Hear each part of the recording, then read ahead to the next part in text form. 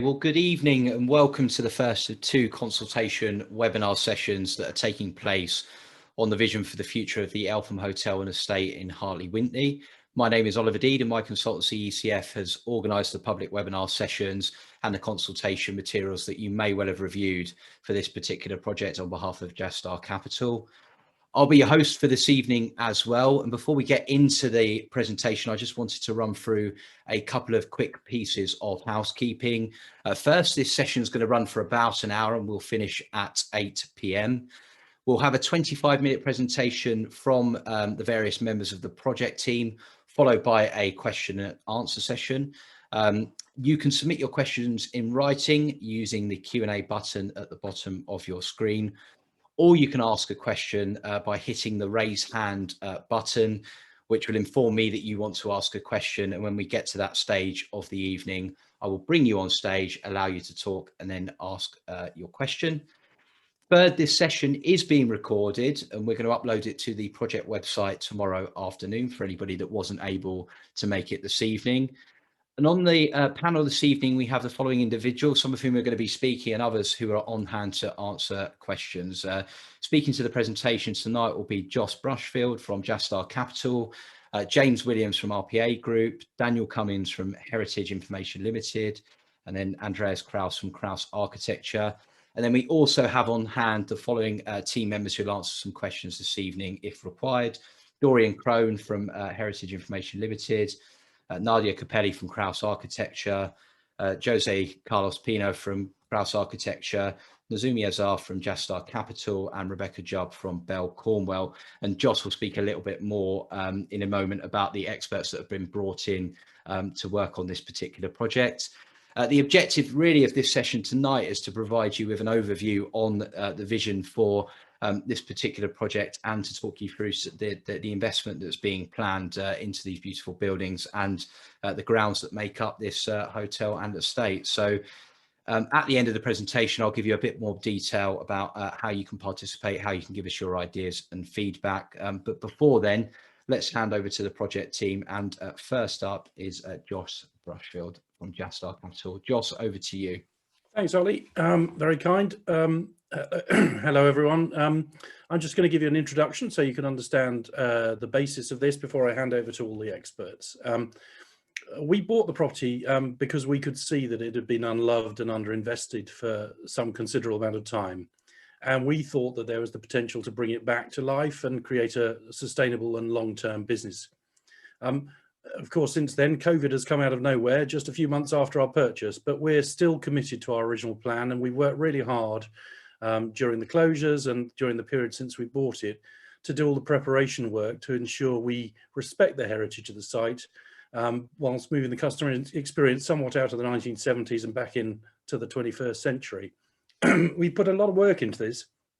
You'll hear all of the experts and you can see some of them on your screen now, but we put a lot of work into this, particularly around the heritage aspects and the design work. And we hope that you'll enjoy the free copy of the PDF book that all of this work has spun off as a little added benefit, which is a little PDF book about the history of the property. So we hope you'll enjoy that, which I think the link is on the website. Ollie will be able to confirm at the end. Now, we're expecting to invest well over £10 million in the hotel. A lot of that will go into restoration of the heritage, and a lot of it will also go into enhancing the facilities. And those facilities, unlike before, where it was off a conference centre and then became a hotel largely with a closed aspect, we're very much keen on making this facilities for the whole community and for non-resident guests to enjoy. Putting it simply, we would like the local residents to choose us for your family celebrations, your cream tea, your dinner out, or for a nice day in the spa. So I'm going to walk you through the people that we have here today. You've probably read it already on your screen, so I won't go on too long. But essentially, you've got Jastar Capital, where I'm from, which owns the hotel. We have Kraus Architects, who have done a fantastic job on understanding the design and developing some beautiful designs to enhance the property. We have Heritage Information, who are specialists in understanding the heritage of the building and have coordinated documenting the building from a heritage perspective and then advising on what would be appropriate to bring it back to life. We've got Bell Cornwell, who are the planning advisors, and we have Ollie from ECF, who's running the show today.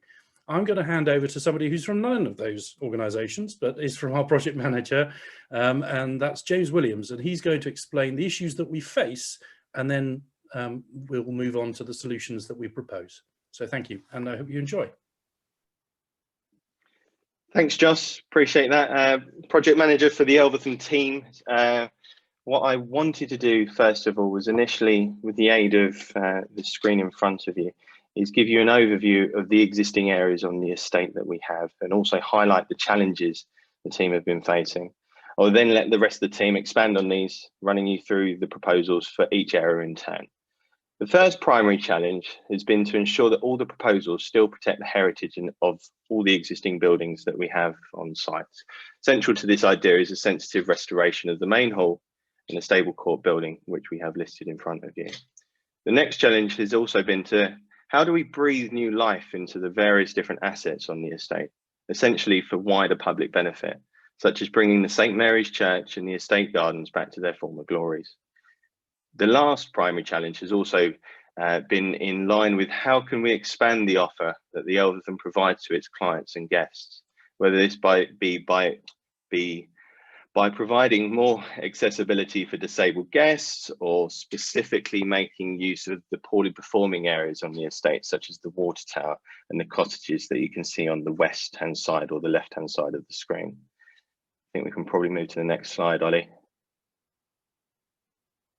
So our vision, how do we look to achieve all these aims? Well, first of all, we will look to sensitively repair and restore the main hall, the stable court and the estate gardens, refurbishing the existing bedrooms, as well as providing new, whilst also renovating all general public areas that we have.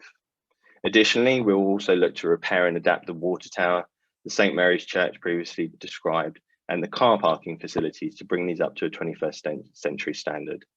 Furthermore, we're also planning to develop new offers on the estate, this being through the development of a new event centre, spa, and new forms of guest accommodation, as seen with the implemented cottages and eco-pods. Essentially, overall, we're looking to get people to come and celebrate this terrific asset and be something that we can all enjoy in the local area. Moving on, I'll let Daniel, our colleague, to outline the heritage and history of the whole site. I'm just going to interject as well, James, just Dorian, who's part of our team, has found himself in the attendees part, and I'm just going to promote him to a panelist, so he may well join us in a minute as Daniel takes this forwards. Super. Yes, good evening. Apologies you can't see me. I am here. I'm saving my bandwidth for this evening. Just to provide a little bit of background as to what Joss and James have outlined. The vision for the project has been informed fully by the heritage from the very earliest phase. And Dorian and I were called in not long after Jastar Capital purchased the hotel, and we were invited to undertake extensive research in the archives and the libraries, and we examined all the details around the buildings, the fabric and the landscape. And Dorian and I specialised in historic buildings, but we also brought in colleagues who are specialists in historic landscapes, so that we had a full understanding of the history and significance of the site. And one of the first documents that was produced as part of the project was a 200-page assessment of significance, which assessed every element of the site in heritage terms, together with a detailed archaeological desk-based assessment. And these documents were designed to set out what opportunities there were around the site to repair, to restore, and to enable a greater appreciation and understanding of the very high significance that many of these buildings and the landscape possess. And so this was the starting point for the project. And this led into the formulation of the proposals in order to achieve the aspirations as Joss and James have previously set out. And so I'm just going to provide a brief introduction now to each of the heritage assets as we go forward, along with my architect colleagues, so with Andreas. And we're going to introduce each of the projects. And we start with the main hall, the main Elvetham Hall, which is Grade 2 star listed. There have been a number of buildings on this site, going back to the medieval, Elizabethan times, Regency times, but the existing building before you is an example of a remarkably intact country house. It dates from the early 1860s. It's in the high Victorian Gothic style of architecture, and it was designed by the renowned architect Samuel Saunders Toulon. It's a great example of picturesque grandeur with broken elevations, towers, turrets. It has absolutely no symmetry, no regular building line. You love it or you hate it, and it's probably a nightmare for an architect to do any work at. But it is a fantastic, very high architectural significance. And linked to this are the fine interiors of the principal spaces, which some of you may know: painted ceilings, stained glass, stone fireplaces, the floor tiles, all by leading Victorian craftsmen. There have been a number of phases to the building since the 1860s, most notably during the Edwardian period, where we have the billiard room, the library, and also a house chapel, which many people aren't familiar with, which is particularly splendid, and it's somewhat of a hidden gem. It's very little known. It's tucked away behind the main staircase. Also, we have during the 1970s, sorry, and even more recently than that, we've got additions of much lesser quality, which you can see here in the bottom image. That's an example of a 1970s on the right, 1970s extension to the main hall, not particularly appropriate to the high architectural quality of the hall. Many of the later additions actually obscure an appreciation and understanding of the historic fabric. So we have examples in internal courtyards where they're infilling of providing of loos, gents loos, so you can't appreciate and understand the elevations. And the distinctive detailing, they're quite visually intrusive. And so following our assessment, which we assessed a very high architectural interest in the building, these later additions actually present the opportunity now for enhancement and a better appreciation and understanding of the historic significance of the building. And so I'll pass over to Andreas now to tell you about how the architects have gone about fulfilling those opportunities for enhancement.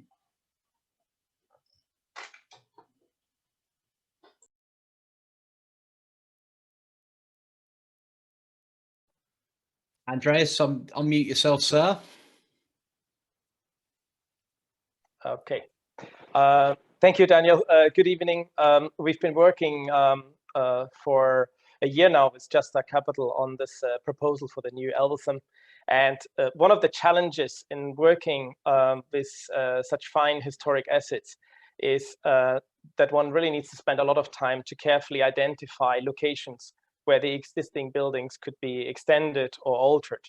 And this is really what we've done very much over the last year. For this, our team and myself, we've studied the existing buildings in great detail. We've modeled them on the computer in 3D with all the intricate detail.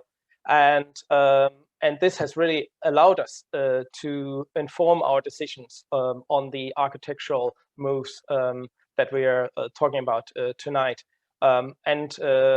Doing this, we've been working alongside 15 consultants, including a heritage, a landscape team, and other specialists. So it's a very wide team that's informing all our decisions. At the main hall, we have focused principally on 3 areas. They are shaded in the plan. Firstly, the back of the main hall, there are currently a number of store areas. There's the 1970s extension that Daniel just mentioned. And what we have tried to do is to rationalize this area and also to form a new extension with a very small, minimal extension that would be visible on this principal elevation rendering that is shown in the right-hand lower corner. In terms of the architectural treatment, we've studied Toulon's architectural language and materials and have very much used this to inform the design for this extension. It allowed us to create 10 rooms, 4 of which are syndicate rooms, Syndicate rooms are hotel rooms that can also be used as meeting spaces that are hired out to hotel guests and the public. And we've also provided 3 accessible rooms, which could not be provided elsewhere in the main hall, given the existing level changes throughout the building, and also the historic building fabric that we didn't want to impact significantly to provide accessible rooms. The second intervention we are proposing is to restore the walls and ceiling of the Edwardian chapel, making the chapel again accessible to the public as a small private dining or event space. And thirdly, we are proposing to omit the male cloakroom from the external courtyard, and for this courtyard to become really a new outdoor breakout space for the library and the oak room. And we think this it really adds to the experience of being at a function at the Elvetham, because it's a fantastic way to experience the fine Toulon elevation up close, but in this sort of natural experience of an event or a wedding at the Elvetham.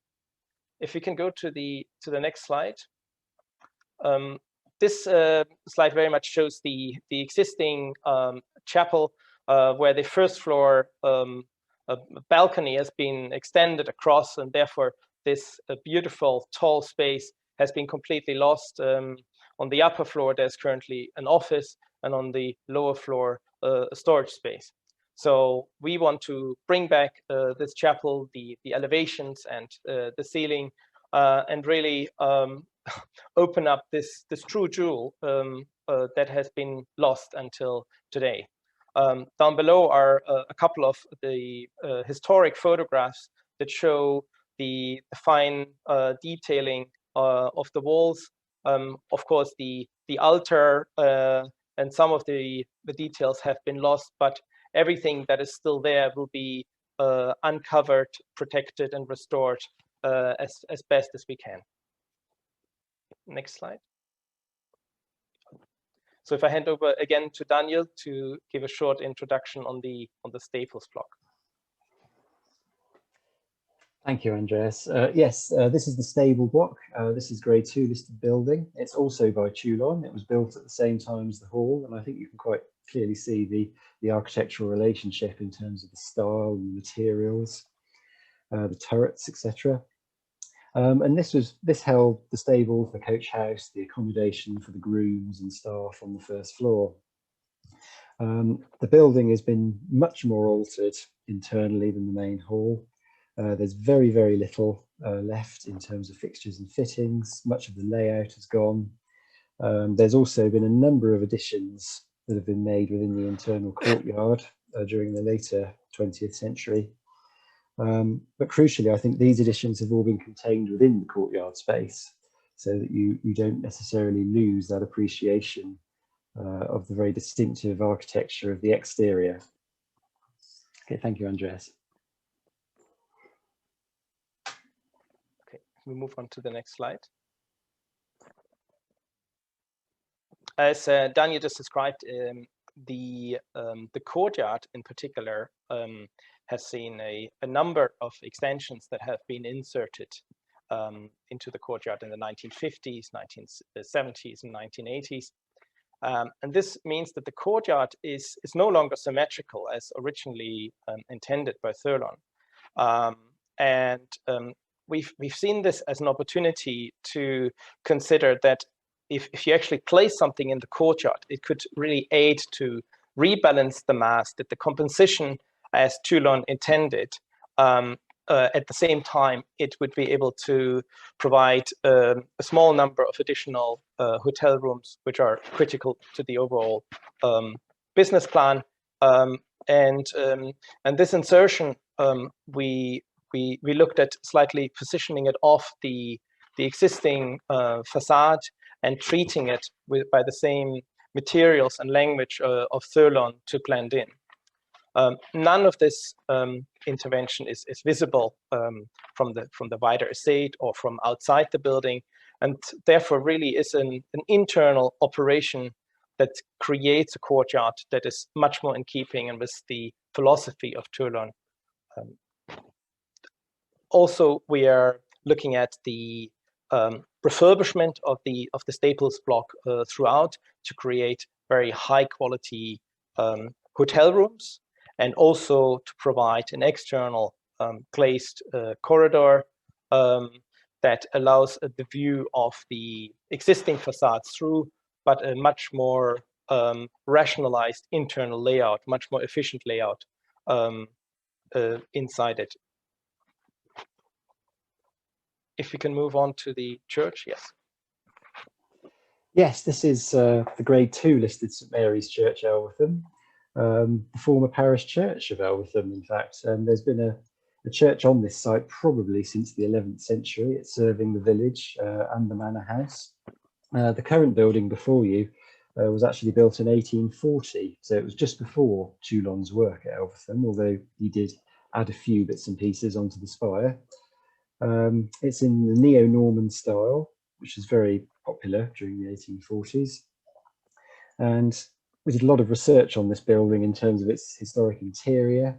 And it still contains a lot of Colthorpe, with the family who owned the Elvetham, the Colthorpe memorials, some very nice early 18th century Colthorpe busts, and a medieval piscina as well next to the altar, which has been retained. It formerly had other very splendid internal fixtures and fittings like a reredos and other memorials. But even though it was associated very much with the Colthorpe family, it did remain very much parish church.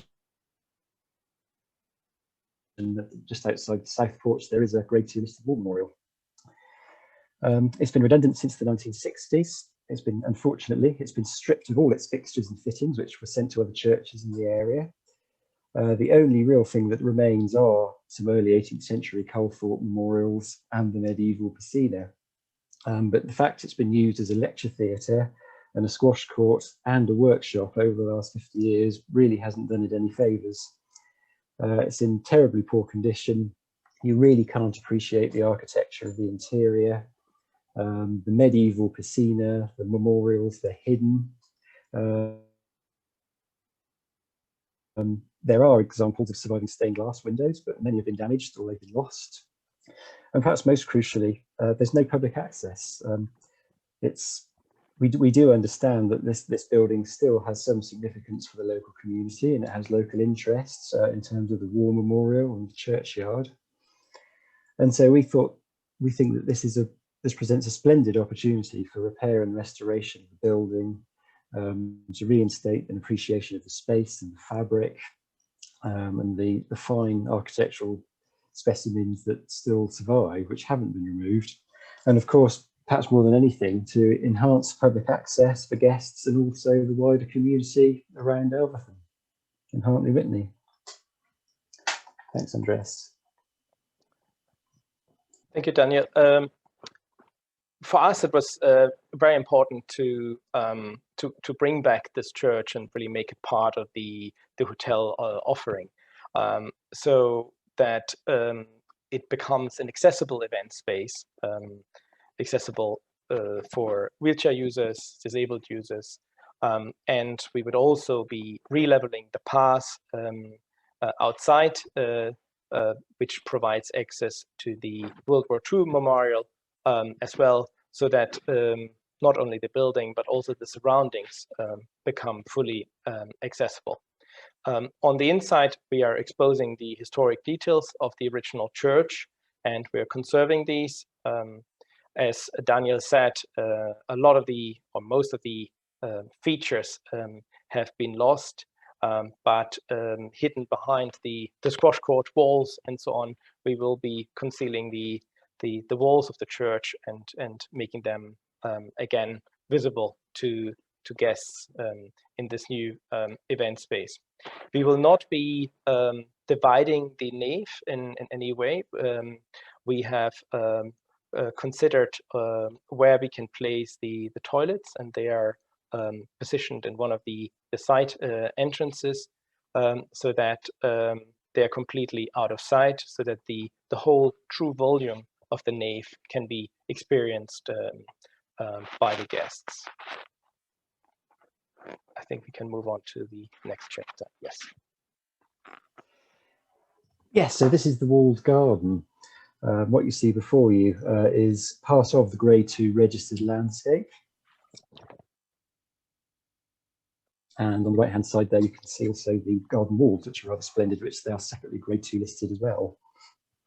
Now, here is the definition of what, there's a blurred definition here between what was formal landscaping and what was functional landscaping, because in the background, at the top of the bank, was formerly an area of formal landscaping, which was a separate formal upper terrace garden, which was separated from the rest of the walled garden and defined by a garden structure or a peach house. And all that survives of this are the elaborate walls, which you can see in the background. And this top area is now been left as a somewhat bland grass bank open to the walled garden with no particular definition, and you can't really appreciate what its historic formal landscaping significance was. On the left, you can see the glass houses. Historically, there are extensive glass houses on the site, and there was a frame yard to the rear, which is now the car park. These mostly are now completely gone. All that is left now are fragmentary remains of glass houses, and these are in a semi-ruinous condition. The garden area itself, or the walled garden area itself, clearly used historically for horticulture, fruit trees, cut flowers, fruit and vegetables. Nothing left at all, simple, bland grass. So again, lots of opportunity here to repair, restore, to reinstate, and to enable a better appreciation and understanding of the landscape and how it was used. So thank you, Andreas. The Elvetham Hotel currently lacks an event space for weddings and for functions, which is why a marquee was temporarily placed in the past next to the main hall orangery, which isn't really ideal from a hotel operations, having it as a separate temporary building, and also for the guest experience, it also created some noise issues. So this, finding a suitable location was a considerable task, and we've been working very hard to enable this, because this was really key to the hotel. The solution that we are proposing is to hide the event space below the landscape of the former peach houses, the bank that Daniel just described, so that it is not visible, yet it receives daylight through light wells at ground level. And the only part that is visible above ground is an elegant glass building, L-shaped glass building, that is inspired by the original footprint of the peach houses, with the formal gardens and landscape in which it is set are inspired by the original walled garden with flowers, fruit and flowering trees. What was important to us was that we created a transparent building that one can look through to the garden wall beyond, that makes reference to the glass peach houses that used to be in this location. Also, we spent a lot of time studying the height of the building and its position, so that we wouldn't hide or cover too much of the main hall when viewed in the landscape. And you can still see this here in the rendering on the right hand side, the main hall in the background, and the sort of now much more rich and much more lively landscape with fruit trees and flowers, and this glass building that sits in the landscape in this proposal here with a green roof sitting above it. If we quickly go to the next slide, yes. And another element that we've studied at great length was the location of the spa. There's obviously functional requirements to the operation of the hotel, that the spa couldn't be too far away from the hotel, but equally the spa experience was very important for us, that it related to the location. And so when we visited the site first and we saw these glass houses, we really thought that this was an ideal location for the spa, because not only could we use the glass houses as an inspiration for the design, but it would also enhance the experience so that one could really enjoy the views out over the landscape and really unwind in this sort of natural environment, as well as we were thinking to bring back landscaped elements into the spa in terms of sort of green courtyards, green landscaped areas, again making references to the greenhouses, glass houses that were in this location. And this is what the view would be like. Okay, Daniel? Yes, so this is really drawing together lots of other smaller projects associated with the overall scheme. And as I've said before, this is a Grade 2 registered garden. It's subdivided between a series of formal gardens and pleasure gardens, and I think you can make that out from the photographs here. The most significant period of landscaping was Edwardian, sort of late Victorian Edwardian period, where the influence of renowned designer William Goldring, and he designed a number of very important landscape features within the gardens, including an azalea garden and a water garden and the pleasure grounds. And it's Goldring's influence that has been identified as the most significant phase of the landscape.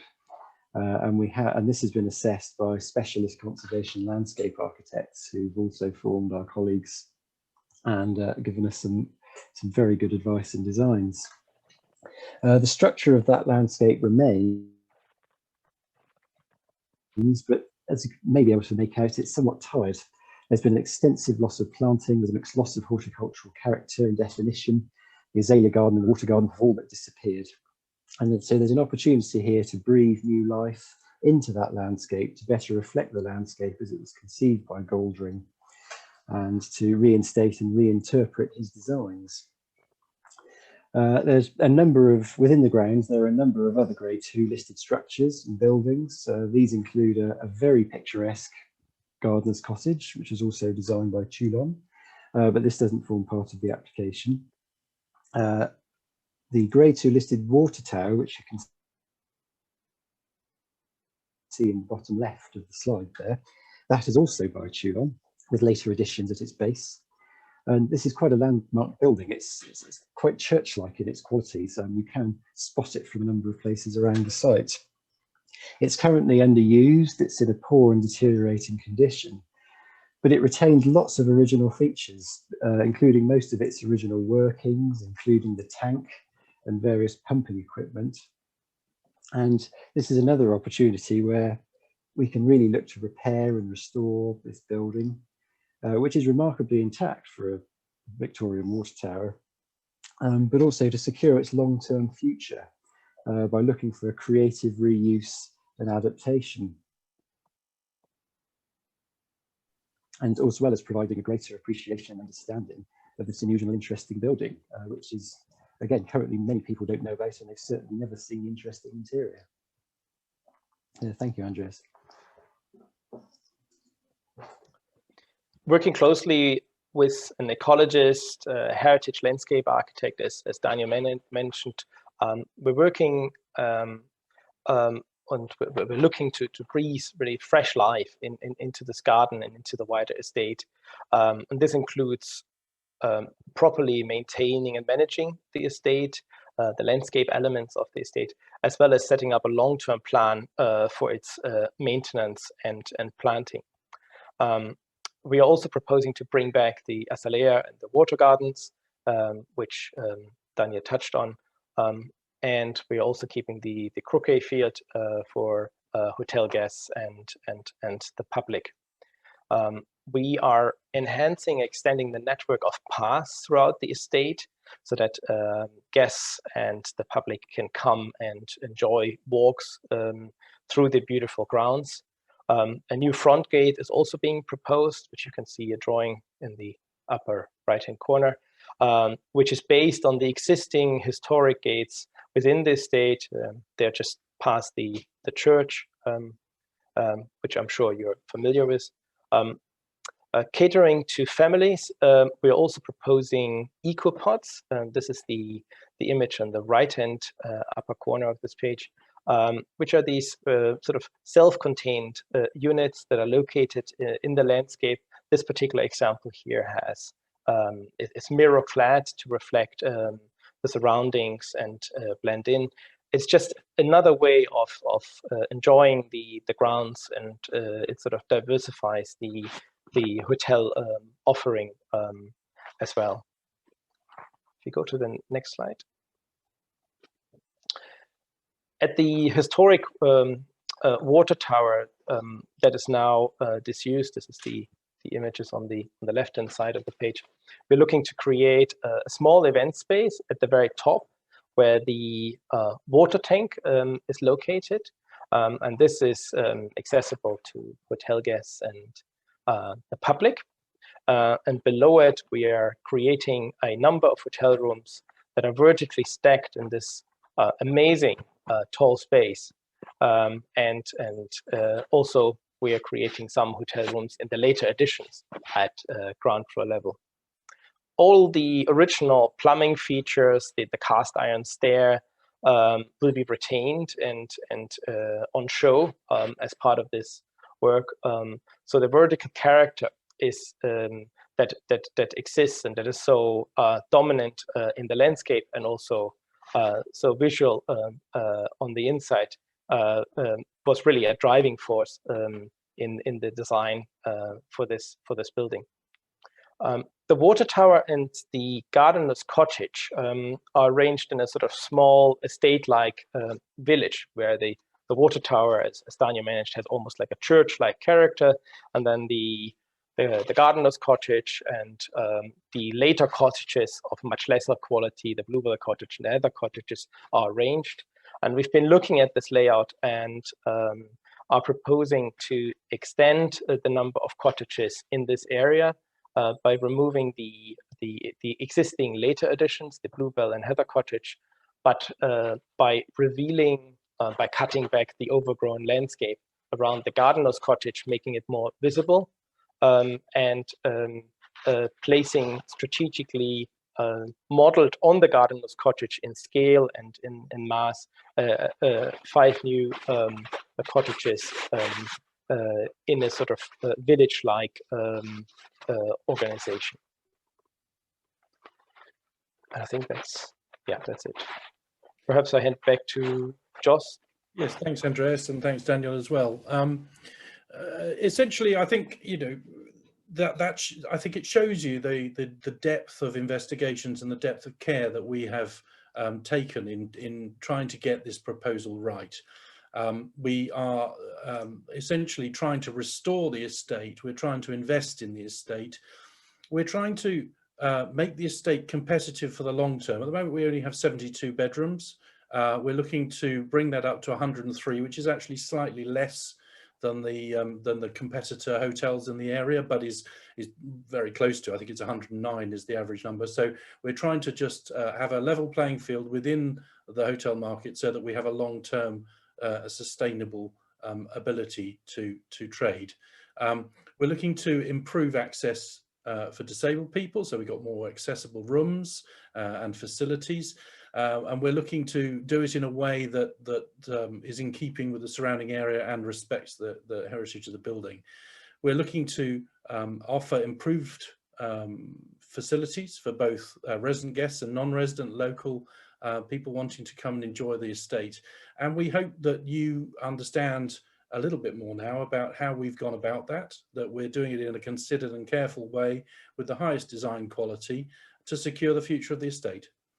I'm going to hand back to Ollie now. Thanks, Joss, and I'll just pick up and just wrap this up quickly. Thank you, everybody. The timetable moving forward for this particular project, you can see the indicative timeline at the bottom of this particular slide, which outlines that we're expecting to submit a planning application to Hart District Council later on this month, with a determination hopefully in summer 2021 that then facilitates a start date in autumn 2021, and then expected completions of the various different projects in 2022. It's worth saying that obviously our project website is still live, and there is a feedback form that we're encouraging individuals to complete to provide their feedback to us. We have another webinar session tomorrow, and you can always get in touch with us via the email if you want to get more information about this particular project. And hopefully what you've seen today has stimulated some thought and some ideas, and we would now love to hear your questions. So if anybody does have any questions, you could either submit them in writing or put your hand up. And I don't have any questions currently, which is probably the first time I've ever done one of these. Maybe everybody's dazzled by the presentation potentially, but if you don't have any questions, just some general feedback would be quite good. I think in that case, I'm going to ask a couple of questions of the panel. In terms of the heritage and the history of this particular site, what do you think, Dorian and Daniel? This is really a question for you. What's the sort of key feature that you believe needs to be retained in terms of taking this site into the 21st century, but retaining its sort of heritage and relation to its history? What's the sort of key ethos, the key design principle that needs to be adopted moving forwards? Daniel, I might start by saying that this is really a secret place. Not too many people know about it, even though it's one of the finest Toulon buildings in the country. It's really not known much about. And within this secret place, as we've discovered tonight, and as we've worked on it, there are even more secret places like the chapel. And what I think the current owners are wishing to do is breathe new life into it, because it's been like a sleeping beauty for the last while. And it's now time to waken it up, to bring it into our time, and to provide the facilities that are simply not there, which anyone would expect of a hotel in this time.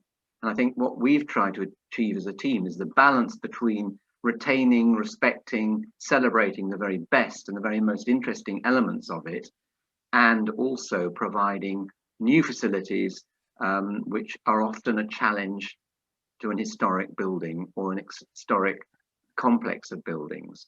The challenge here, as I'm sure the residents will know even better than us, is that these buildings are almost impossible to extend round and about.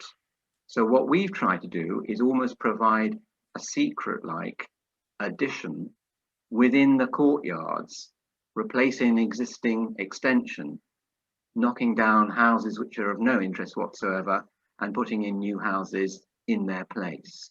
So that as you walk around and appreciate this historic building, this historic portfolio of buildings and the beautiful gardens, they will be restored, recovered, and energized by the proposals in a sensitive way. Thanks, Dorian. And I'm just going to ask a question actually of Joss and Azumi, and we've just had one come in, so I will ask that question a bit. But Joss, in terms of the community, the relationship with the hotel, with the community moving forward, what do you think the opportunities are for the community to come in and use this particular space? Well, I'll Nazimi, feel free to jump in, but essentially, rather than an inward-looking hotel, we want to see this as an outward-looking one. This is all about it being the place where you go to celebrate. I think that's what a good hotel should be. It should be part of the community, and it should be where you remember that celebration. Where somebody got married, or where you went for a cream tea that you recall, or whatever it might be. And so it's so that everybody can enjoy the estate. I mean, maybe there's a works party that you go to in the event space, or maybe it's a wedding. Like I say, it's all of those events that are celebrations. That's what a hotel should be.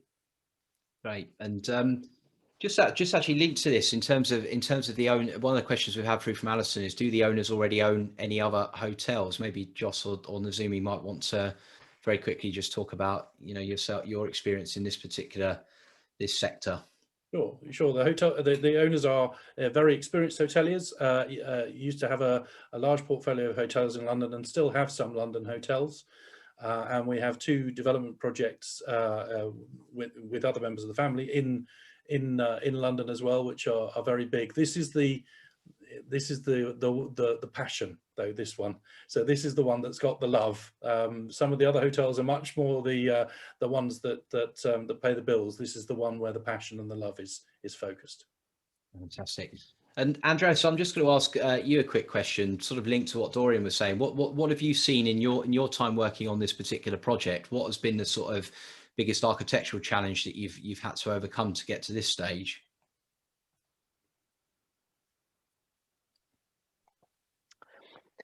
I think the intricate nature of the architecture, as Daniel described early on, that particularly like the main hall has no symmetry. It's just a collection of individual spaces, and as an architect, you're trying to make sense of it. You're trying to structure it, and you're trying to say these are the public areas, these are the back of house areas. How are they working together? And I think it was particularly challenging on the main hall, and that's why I'm very pleased with the yet simple approach of the extension at the back of the hall, and how they impact and really breathe new life into how this building works. And also, removing male toilets from a courtyard might seem a very simple move, but I think it will have a huge impact in how this will positively impact the experience of coming to the hotel and experiencing the inside spaces, and then going out into the courtyard to break out on a beautiful summer's day. Yeah, so this is what was challenging, and it was also, I think, the most rewarding once we sort of developed the concept and came up with this layout. Brilliant. Okay, well, I don't see any other hands up or any questions being submitted, so I'm going to do a 5-second countdown to allow people to submit any last minute, otherwise we'll end the session. So I'm going to go 5, 4, 3, 2, 1. Okay, nothing has come through. Well, in that case, thank you very much to everybody that has come along this evening. Hopefully that was informative, and this session will be uploaded to the website, the address that you can see on your screen now, and we'll be in touch with the various people that have signed up for both of our webinars with updates in due course. So thank you very much for your time this evening, to our panelists and to participants as well, and enjoy the rest of your evening. Thank you. Thank you. Thank you. Bye. Bye. Thank you. Thank you very much.